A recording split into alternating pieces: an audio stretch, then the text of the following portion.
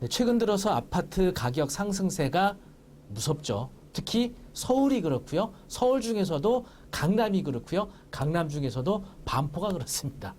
약간 반포는 이제 강남에서도 약간 어나더 강남으로서 굉장히 가격 상승폭이 크게 올라가고 있습니다. 얼마 전에 우리가 반포에는 아크로 리오파크인 아리파기 아파트 전용 85 국평이 무려 실거래가 50억을 넘어가고 있습니다. 강남 아파트 평당 1억 시대가 과연 올까? 이런 의구심이 몇 년 전까지 있었는데 이제 1억이 아니고 2억을 바라보고 있지 않나 이런 생각이 들고 있습니다. 지금 배경으로 보고 계시는 DH 클래스트 바로 반포주공 1단지 1, 2, 4주구를 재건축하게 되는 하이엔드 브랜드가 되겠습니다. 누구나 이곳에 거주하고 싶은 그런 꿈을 갖고 계실 텐데요. 어마어마하겠죠. 가격대가. 자, 그런데 이 DH 클래스트로 재건축될 이 현재 공사 중인 현재 아파트가 경매로 나와서 주목을 받고 있습니다. 자, 이렇게 투기 과열지구죠. 현재 반포의 경우에는 투기 과열지구 재건축의 경우 과연 무엇을 확인해야 하는지 그리고 이 소유자를 알아보니 우리가 잘 알고 있는 유명인사였습니다. 과연 이 소유주는 과연 누구인지까지 함께 알아보도록 하겠습니다. 사건 번호 중앙 2020 타경 3906 반포에 있는 구 아파트로 된 주소입니다. 63동 몇 호인데 호수는 비공개했고요. 감정 가격은 52억입니다. 8월 21일 수요일 날 현재 1차 매각을 앞두고 있습니다. 일단은 이 반포주공 1단지의 경우에는 우여곡절이 참 많았죠. 이게 관리처분 계획에 대한 무효 소송이 있어서 1심에서는 조합이 패소했고 2심에서는 승소해서 소송 1달러 사업 추진 힘받아 이렇게 돼 있죠. 그리고 요건 이제 몇 년 전 뉴스 기사였고요. 가장 최근 기사는 공사비 결론 안 났지만 반포주공 1 재건축 이달 말 착공이라는 3월달 뉴스 기사가 있었습니다. 일단 물건 명세서 먼저 보시면은요. 서초구청 사실조회 회신서 및 재건축 조합의 사실조회 회신서 두 개의 회신서를 통해서 내용을 공개해주고 있네요. 채무자가 조합원인지 여부, 조합원임. 재건축의 경우에는요. 조합 설립에 동의하지 않으면 조합원이 되질 못하거든요. 네, 조합원이라는 것을 확인했고요. 조합원이라면 특정 호수 분양받았는지 여부, 호수 분양면적 분양대금 내역 현금 청산 대상인지 여부 되어 있죠. 2017년도 분양 신청한 면적은 대지 건축물로하는 분양 신청을 했죠. 그런데 관리처분 계획 인가가 소송이 되면서 다시 이 재분양 신청을 할 예정이라고 합니다. 낙찰받고 재분양 신청 기간 안에 다시 신청을 하면 될 것 같고요. 자, 문제는 이제 분양 신청은 다시 하면 되지만 조합원의 지위를 승계할 수 있느냐 여부잖아요.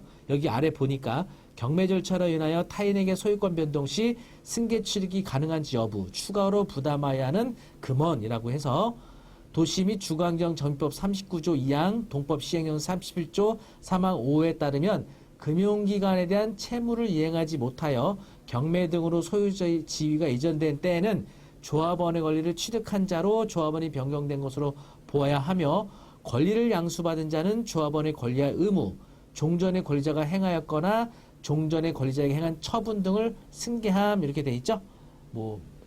여러 가지 복잡하게 좀 써놨는데 약간 그리고 여기 겁줄 멘트 하나 썼어요.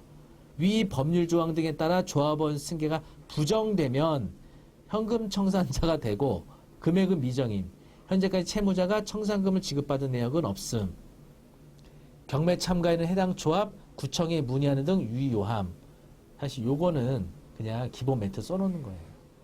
여기서 사실조회 회신서 내용을 일단 써준 다음에 예상하지 못했던 어떤 문제가 발생해도 법원에다가 달리 이의제기 못하게 문제가 생길 수 있다는 것을 한번 써주는 거예요. 여기는 조합원이 승계된다고 쓰고 여기는 부정되면 이렇게 된다고 쓰고 헷갈리게. 자, 정확한 규정을 한번 보도록 할게요. 도시 및 주거환경 정비법 제39조 조합원의 자격 등 2항 보시면요. 투기 과열지구로 지정된 지역에서 재건축 사업 시행하는 경우에는 조합 설립인가 후 건축물 또는 토지를 양수한 자는 제1항에도 불구하고 조합원이 될 수 없다. 투기가일지구, 재건축, 조합설립인가우. 거래하지 마라 이거죠. 그런데 다음 각호 어느 하나에 해당하는 경우 양도인으로부터 건축물 토지를 양수한 자는 그러하지 아니하다라고 해서 예외 규정이 있어요. 그 중에 7호 그 밖에 불가피한 사정으로 양도하는 경우로 대통령령으로 정하는 경우 이렇게 돼 있죠. 대통령령으로 정하는 경우는 시행령 37조에 나옵니다. 사망 중 5호를 보시면 국가 지방자치단체 및 금융기관에 대한 채무를 이행하지 못하여 재개발 사업, 재건축 사업에 토지 또는 건축물이 경매 또는 공매되는 경우라 그래서 국가 지방자치단체 채무를 이행하지 못해 나오는 공매, 요거는 압류재산. 그리고 금융기관 채무를 이행하지 못해 나오는 경매. 이렇게 보셔야 돼요. 경매나 공매 무조건 조합원지 승계되는 게 아닙니다. 현재 반포 주공 1단지의 경우에는 바로 여기죠. 여기 투기과일지구잖아요. 투기과일지구 재건축. 조합설립인가 이미 후잖아요. 조합원지 승계가 안 되는 조건이지만 등기부등본 보시면 경매 신청을 신한은행에서 넣었어요. 바로 이건 뭐냐면 금융기관 채무를 이행하지 못해 나오는 경매인 거죠. 그래서 해당 물건은 조합원지가 승계된다. 조합원지를 승계하는 건 맞아요. 그런데 조합원지 승계한다는 건 뭐냐? 그 조합원의 권리와 의무를 그대로 이전받는 겁니다. 조합원의 승계받으면 분양청할 자격도 이전받는 거고요. 여기서 중요한 거는 이주가 끝난 상태에서는 채무자가 이주비 받았을 수 있어요. 이주비를 대출받았고 거기에 대한 이자가 있다면 이걸 낙찰자가 승계해야 됩니다. 그래서 이 사항은 조합이나 구청 통해서 확인해야 되는데 일부 조합에서는 개인정보라는 명분으로 공개하지 않는 경우도 있어요. 그래서 이 부분을 감안을 해야 되는데 공개하지 않으면 뭐 감안해서 해야죠. 네. 그런데 아마도 해당 부동산에 저당도 현재 많은 상태고 가압류도 굉장히 많거든요. 이주비 대출을 아마 못 받을 가능성이 있는 겁니다. 이건 가능성이에요. 확인하셔야 됩니다. 이주비 대출 받았으면 낙찰자가 승계해야 되니까 이 물건의 소유자가 누군지 등기부는 보고 긴가민가 해서 검색해 보니까 이런 뉴스 기사를 보게 됐습니다. 누군지 보도록 하겠습니다. 보니까 올해 8월 9일 날 52억에 나온 경매 반포 아파트 알고 보니 이상직 소유였다 라는 뉴스 기사가 있어요. 바로 전 국회의원이죠. 전용 면적 107.5제곱미터 크기로 감정가 52억에 달한다. 같은 평형기 중 2층 높이가 지난 2022년 4월 55억에 거래가 됐다라고 나오죠. 그리고 2020년 공개된 국회의원 재산공개 내역에 따르면 이 전 의원은 반포중 1단지 전용 107.5제곱미터를 소유하고 있는 것으로 신고가 됐었고요. 사실은 이 신한은행 채권은 얼마 안 돼요. 5억 5천밖에 안 돼요. 그런데 문제는 전주세무서 압류, 전주지방검찰청 가압류, 추징 보존액이 약 554억 원. 그래서 이게 매매로 거래를 못하는 거예요.